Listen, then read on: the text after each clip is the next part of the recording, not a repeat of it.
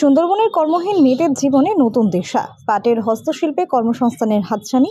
সুন্দরবনের প্রত্যন্ত অঞ্চলে দীর্ঘদিন ধরে পুরুষদের প্রধান আয়ের উৎস জলকাঠ বা মেছোভেড়ি, কিন্তু একই এলাকায় মেয়েদের জন্য কর্মসংস্থানের সুযোগ বলতে গেলে নেই বললেই চলে। সংসার সামলে জীবন সংগ্রামী হয়ে ওঠে তাদের নিত্যসঙ্গী। এই বাস্তবতার মধ্যেই রাজাপুরে শুরু হয়েছে আশার আলো।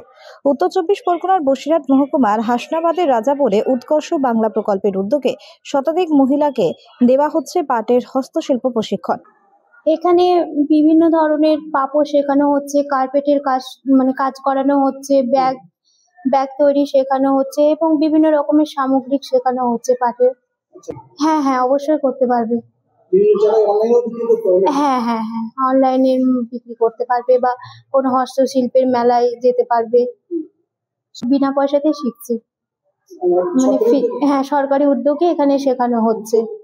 হ্যাঁ, উৎকর্ষ বাংলা থেকে এখানে জুটের একটা প্রজেক্ট হচ্ছে, সেখান থেকে ওনাদের শেখানো হচ্ছে। প্রতিদিনের যেটা দেওয়া হবে ভাতা হিসেবে 50 টাকা করে।